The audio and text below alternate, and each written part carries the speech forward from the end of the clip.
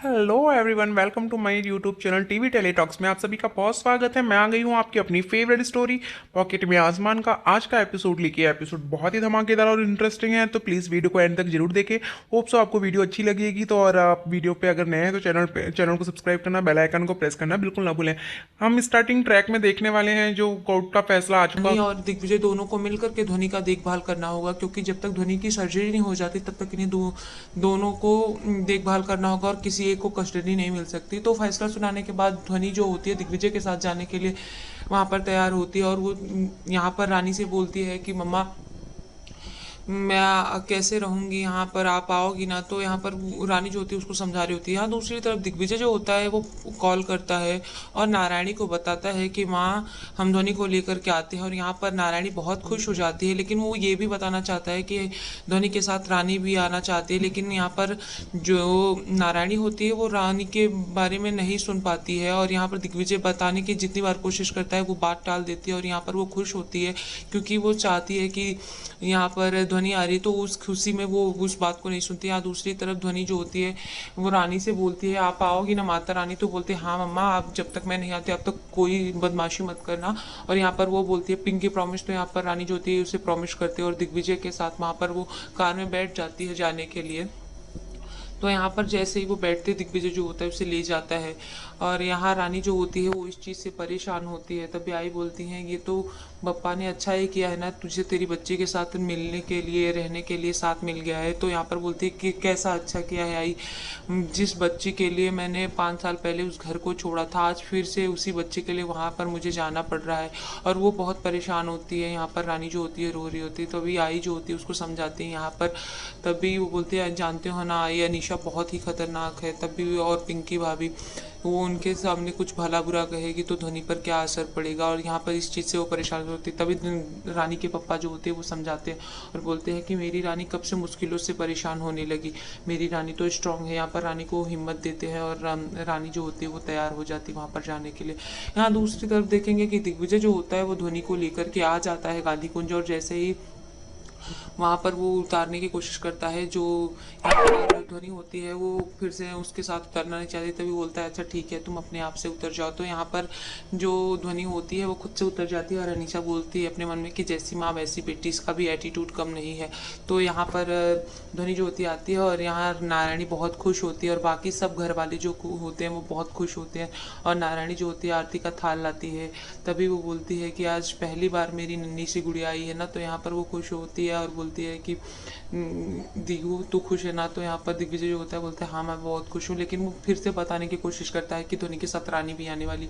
पर यहाँ नारायणी ये सुन के शॉक्ड रह जाती है, पर उसे ऐसा लगता है कि वो आएगी तो फिर इस घर में और बार प्रॉब्लम तू होगी। आई हूँ। तो तभी यहाँ यहाँ पर दूसरी ध्वनि बोलती है कि अरे आपको भी काउंटिंग नहीं आती, मैं दूसरी बार आई हूँ। तो बोलती है अच्छा ठीक है, तू अब आगे है ना, तू मुझे सब सिखाती है। यहाँ पर वो आरती का थाल लेके उसको गृह प्रवेश के लिए जैसे ही बोलती है कि कलश गिराओ दाहिने पैर से। तो यहाँ पर और बाकी सब लोग जो होते हैं वो सोचते हैं कि रानी क्यों नहीं आई, कैसे अपनी 5 साल की बच्ची से वो दूर रही, 5 साल तक उसने अपने बच्चे को पाला है। तो यहाँ पर नारायणी जो होती है वो बोलती ही है कि कलश गिराओ। तभी यहाँ पर रानी जो होती है आ जाती है और ध्वनि बोलती है वो आ गई। और यहाँ पर जैसा कि आप लोग देखते हैं बाकी घर वाले खुश होते हैं, पर पिंकी और नारायणी और अनिशा यहाँ पर हैरान हो जाते हैं रानी को देख करके।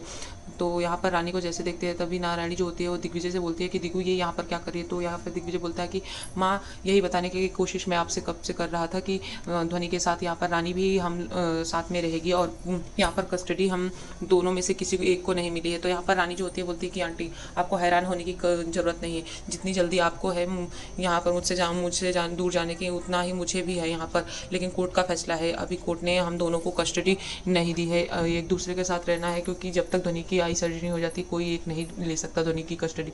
तो यहाँ पर इस बात से वो हैरान होती है और बाकी जो घर वाले होते हैं यहाँ पर खुश हो रहे होते हैं। तभी नारायणी जो होती है रानी को ऐसा बोलती है, तो जो ध्वनि होती है वो बोलने लगती है। तो यहाँ पर रानी जो होती है उसको शांत कराती है और बोलती है कि मम्मा, मैंने आपको बोला है ना कि अपने बड़ों से ऐसे बात नहीं करते। तो यहाँ पर रानी अपनी बच्ची को समझाती है। तभी यहाँ पर देवू जो होती है वो बाकी सब जो होते हैं वो यहाँ पर खुश होते हैं, और यहाँ पर ध्वनि जो होती है कलश गिराती है और अंदर आ जाते हैं रानी के साथ। तो बाकी जो घर वाले होते हैं बहुत खुश होते हैं यहाँ पर। तभी वो अंदर जाती है और अनीशा जो होती है, पिंकी ये बहुत परेशान थे। यहाँ पर अनीशा जो होती है बोलती है कि मुझे लग रहा था आंटी कि मैं यहाँ पर दिग्विजय के दिल में जगह बना लूँगी, और जब जब हम दोनों के बीच कुछ अच्छा होने वाला तब तक कुछ ऐसा हो जाता है। लेकिन कोई बात नहीं, मैं खुश हूँ क्योंकि दिग्विजय जो है वो अपनी बेटी से मिल चुका है और मैं ही सोच रही हूँ मैं कहीं और शिफ्ट हो जाऊँ। और ये बात बोलती है, और क्योंकि हालांकि उसके उसकी वो चाल है। तो यहाँ पर नारायणी जो होती है वो गुस्से में होते हैं, तो बोलते नहीं नहीं तू कहाँ जाएगी, मैं रानी यहाँ पर मेहमान है और उसी तरीके से रहेगी। तो यहाँ पर दूसरी तरफ ध्वनि जो होती है बाकी घर वाले जो होते हैं उसे लेकर जाते हैं। यहाँ पर बड़ी माँ जो होती है बहुत खुश होती है और बोलती है कि तुम जब आई रानी तो मुझे ऐसा लगता है कि मेरी बेटी आ गई, और सब बहुत खुश होते हैं। यहाँ पर माधुरी भाभी भी जो होती हैं वो बोलते हैं कि रानी क्या तुम इन 5 सालों में मुझे एक बार भी हम लोग को नहीं बताया, हम लोग तुम्हें बहुत मिस किया। तो वो भी बोलते हैं मैंने भी बहुत मिस किया। तभी यहाँ पर ध्वनि रानी से सवाल करती है और पूछती है कि माता रानी ये सब कौन है, ये सब तो आपको बहुत प्यार करते हैं, तभी यहाँ पर आप ये सब तो आपको जानते हैं। तो यहाँ पर जो बड़ी माँ होती हैं वो ध्वनि को बोलती है मैं तुम्हारी बड़ी दादी हूँ, और यहाँ पर वो बाकी सबसे मिलवाते हैं। और देवू जो होती है बोलती है मैं तो तुम्हारी मासी हूँ, मुझे तो जानते हो। तभी वो बोलते हैं हाँ।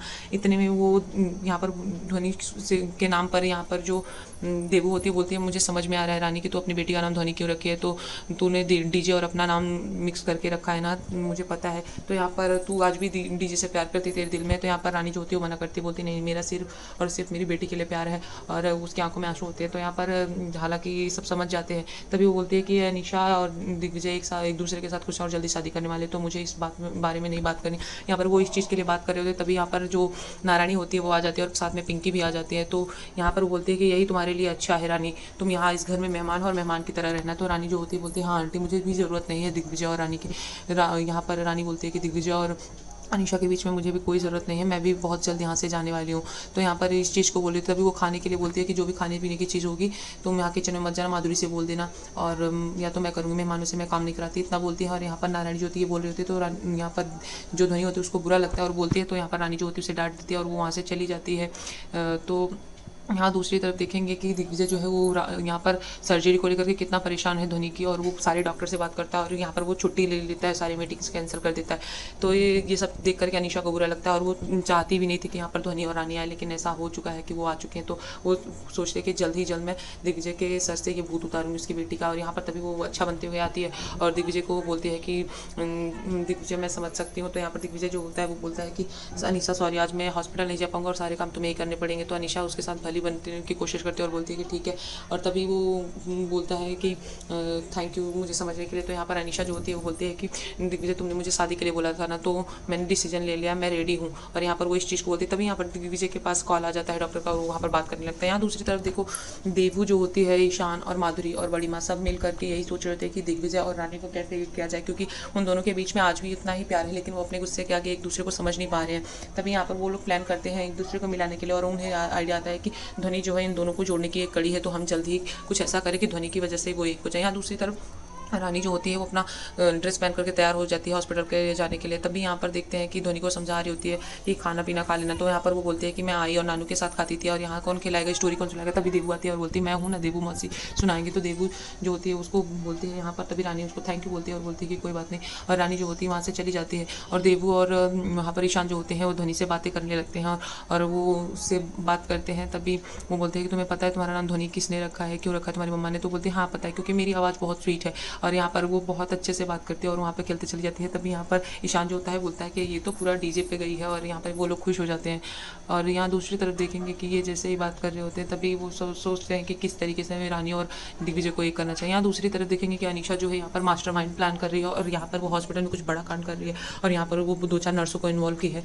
तो यहाँ पर वो उस कांड के बारे में उस नर्स से बोलती है कि किसी को इन्वॉल्व मत करना, और यहाँ पर समझाती है। तभी वो रानी को लिए बोलती है कि तुम जो डॉक्टर यहाँ पर नर्स जोशी हैं उनको यहाँ पर परेशान करना। और तभी वो सवाल करती है क्यों मैम, तो बोलती है सवाल के पैसे नहीं मिलते।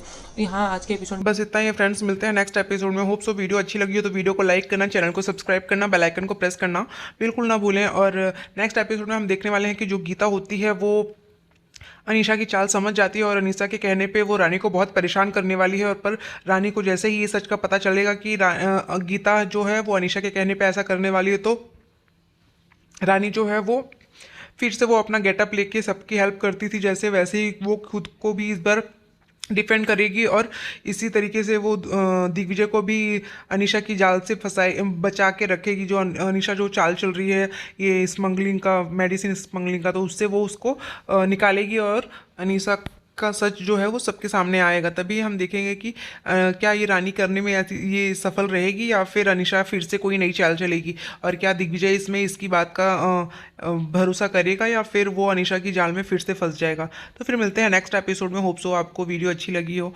तो thank you so much, Radhe Radhe, अपना बहुत ध्यान रखिएगा फ्रेंड्स।